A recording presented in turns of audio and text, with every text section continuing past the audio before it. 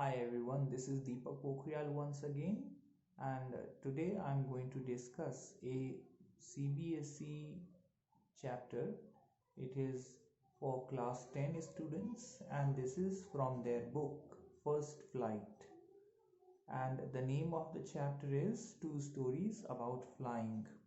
So, in this particular video, we are going to discuss the part 2 of this chapter, Two Stories About Flying, and this part 2 is written by Frederick Forsyth. Frederick Forsyth is an English author, and now here I want to mention who are the English authors. In India, generally we people think that anybody who is of fair skin and speak English, generally we call them they are English. But actually, English people are especially from UK, United Kingdom, from Britain, from Scotland, from Wales. From this part, the people, those who come, we call them English. And those who come from America, they are Americans, and similarly from other countries as well. So anyway, this is something we Indians do, many Indians do, and that is why I wanted to clarify this thing here in this chapter. So he is an English author, and this story is very interesting because many times it happens that we go through some experiences, and those experiences are very hard to explain. Sometimes we ourselves don't understand what happened with us, and it is very hard to make us believe what happened with us, and similarly it is harder for us to make others believe. So this is an experience of a pilot. He was flying his old Dakota airplane. Dakota airplane means very old kind of plane. Now with the advancement, the planes have also become advanced, like our mobile phones. Earlier we had 2G phones, and now we are talking about 5G phones, and this video I'm recording with my 4G phone. So with technology advancement, things improve. So Dakota airplane, you can understand that this was a very old type of plane. So the narrator of this story, he was flying his old Dakota, and he was going to England. He was going from Paris to England, and he was very happy because he was expecting to meet his family. He was expecting to spend a good holiday, and moreover he was expecting to be with his family by breakfast time. So he was expecting a very good English breakfast with his family, and suddenly on his way he hit a storm cloud. Now the thing is that he was already using the last part of his fuel, and he had just enough fuel to reach his destination, and now this storm cloud was there. He was around he was he was very far away from Paris, and the only thing he could do was to get back to Paris. But he did not want to do it because that desire of meeting his family and having that good breakfast was very strong in him, and at the end he decided to enter that cloud. In the chapter he says that I decided to take the risk. There was much risk involved in entering that cloud, and he could not go over the cloud. He could also not go round the clouds from north and south, from the from two sides, because he did not have extra fuel. He had just enough to get him to his destination. So he took the risk. He entered the cloud. When he entered the cloud, things started going wrong. His plane started jumping inside the cloud. It started twisting and turning. Everything was black. He could not see anything outside.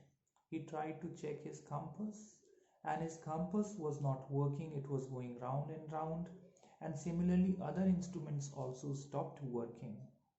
So he found himself in a situation, and there was nobody to help him.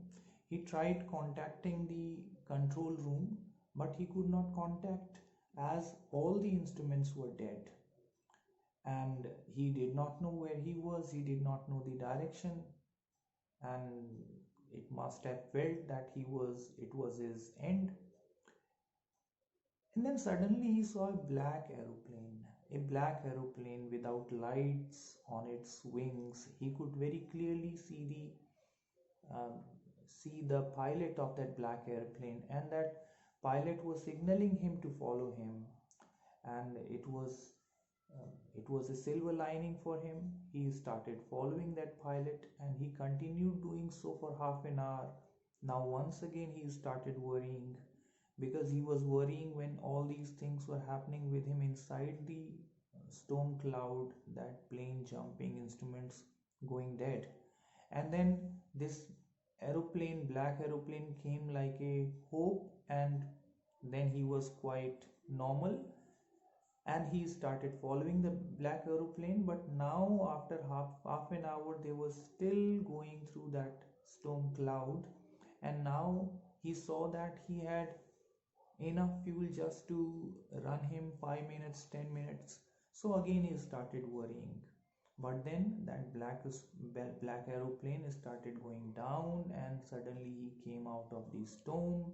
He tried to look for that black aeroplane, he could not see anything, but anyway he could see in front of him two straight lines of light. It was a runway.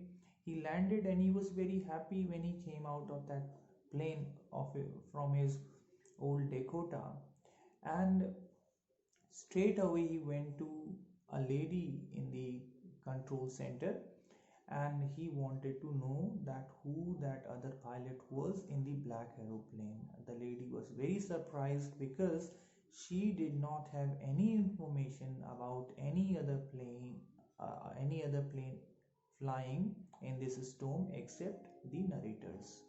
So this remained a mystery, that who was this pilot in the black aeroplane.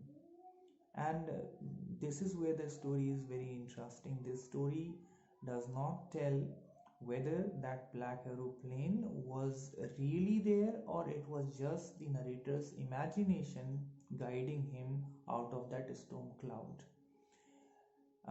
Though the narrator, though the author does not tell clearly that who it was, but it suggests that it was only his imagination. I'm saying this because in the chapter it is written that he could not see anything outside. It was so black, so dark there.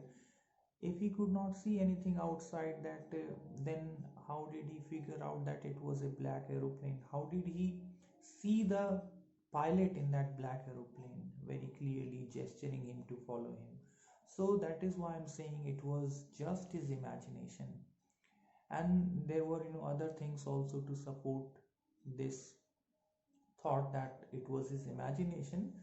There were no lights on the wings of that black aeroplane, and it was black in color. So we can say that it was his imagination which made him see that black aeroplane in that storm cloud. Now, um, with this, we can say that whenever we are in a difficult situation and we have a strong desire to come out of that situation, our sixth sense helps us, and our imagination helps us. We ourselves help us to get out of that situation. And that motivational force for this narrator in this story was his strong desire to see his family and to have that lovely breakfast, English breakfast with his family. And that desire made him come out of that storm cloud, that situation. But still, it was an experience which he was not able to explain to anyone. So, if you also had such an experience where you do not have any explanation, write about it. Enjoy the story, read it. This is a very interesting story. Thank you very much. That is all in this video.